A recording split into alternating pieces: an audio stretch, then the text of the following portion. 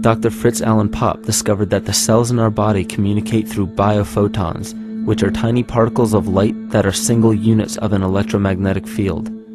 This communication system within our body also exists between people in what's known as morphic resonance. This was known by the shamans, sages, and adepts of antiquity. These teachings were commonplace in prehistoric cultures. It wasn't by sheer chance that artistic expression and rituals were the cornerstone of every ancient civilization. Art was used as a personal method to exercise the shadow content of the psyche and introduce it to the conscious mind. This was very literally viewed as psychic therapy. Ritual was based around astrological dates. As we've learned, the study of the stars and planets reflect our own astropsychology. The shamans would perform rituals on astrological dates that would correlate with a circadian rhythm or a psychological cycle. These rituals kept the human participants aware of their inner self and prevented the repression of psychological content. As long as people were facing their inner demons and accepting them as their own, they were not collectively projecting them into the physical world. If you bring forth what is within you, what you bring forth will save you. If you do not bring forth what is within you, what you do not bring forth will destroy you. The progeny of our psychological disease began growing rapidly after a series of catastrophes forced the collective into a somatic state of fight or flight. This lowered the immunity of the population by introducing a state of immense stress. Our body becomes more susceptible to illness under stress. In this manner, humanity fell ill when entire bodies of land were swallowed up by the floodwaters.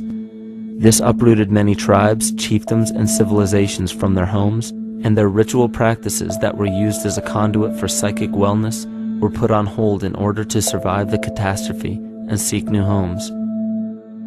The shamans were spread to many new areas of the world. This information has been suppressed. We are made to believe that advanced civilizations such as ancient Egypt and the Mayans of Mesoamerica came about with no prior rudimentary remnants or evidence of evolving intellectual artifacts to bring them to their peak. We are meant to believe that their incredible knowledge of mathematics, astrology, agriculture, economy, polity, and architecture came out of nowhere.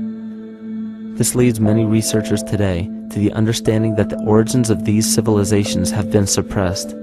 Not surprisingly, the force that has guided the suppression of this knowledge comes from the exact bloodline of the political and religious leaders stated previously. These are some of the notable book burnings and suppression of important texts in our history.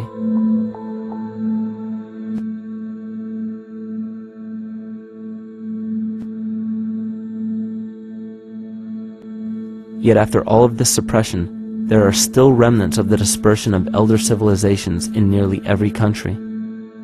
There is tremendous evidence of ancient cultures visiting North America long before the conventional belief of European colonization. Barry Fell states in his book America BC, there are ancient inscriptions now being reported from nearly all parts of the United States, Canada, and Latin America, written in various European and Mediterranean languages in alphabets that date from 2,500 years ago. William Commonus Beaumont wrote, "The Toltec and Maya civilizations never originated on American soil, but appeared there full-blown, with a well-defined art and system of hieroglyphic writing which possesses affinities with Egyptian." It is found that there are thousands of prehistoric sites across New England and several other northern states showing inscriptions, carvings, and mounds created by Druidic mariners as far back as 800 BC. To suppress this information further, it was not only imperative for the bloodline to burn the documented texts containing true historical information, but to wipe out the cultures that derived from these ancient shamans. The most devastating genocide ever endured was and still is the annihilation of shamanic tribes. We've lost our traditional roots and don't know about ritual. The dragon dances and the ghost dances of the Native American Indians, what do you think that was all about? All the shamans of the world, when they do their rituals, they're doing that. Their work, harmonically through dances, is to strengthen the immune system of the earth. You know, but they've been all murdered. So that was why in the 17th century, exactly the same period I'm talking about, there was an all-out agenda that when you come across indigenous people, you annihilate them. Columbus was sent on his expedition along with agents of the crown to disrupt the lives of the natives and seize mineral resources.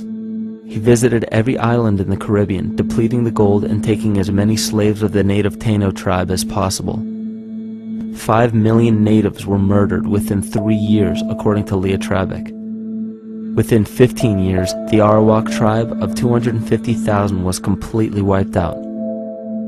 The population of the United States prior to European contact was greater than 12 million. 4 centuries later, the count was reduced by 95% to 237,000. From 1494 to 1508, over 3 million people had perished from war, slavery, and the mines. Who in future generations will believe this?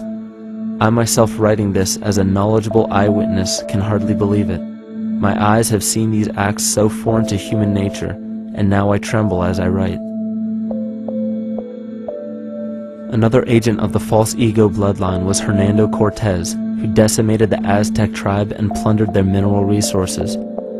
This again was the case through Cortez's second cousin, Francisco Pizarro, who conquered the Incan Empire in Peru. These atrocities are seen throughout Africa, New Zealand, New Guinea, East Timor, and are still seen today in Canada. This was a deliberate attempt to bury any surviving remnants of the ancient world and our true history. It is a naive mistake, however, to categorize and blame everything and everyone involved with politics or religion for this suppression of knowledge. It is only natural for people to crave spiritual understanding when there are so many manufactured missing links and perversions in the spiritual text today. And due to this void of spiritual wisdom, honest and moral people who are simply trying to understand their place in this world become the prime consumer market for those who wish to exploit this vulnerability. The ego is something that is it's insecure. It's something that is in need of control. The ego actually is an inferior thing, but it's trying to act like it is something that is superior. Hence this schism occurs between the ego and between the unconscious or the self. There's a kind of a messiah complex at work here as well, I feel, that we project the savior type ideal on someone, and we expect them to save us, and we're not willing ourselves to kind of deal with this and get to the root of why we perhaps feel insecure, or why we feel we don't have enough power to run our own lives, basically. If we look at the New Age movement, for instance, which is another kind of trap in all of this, where people might end up, actually.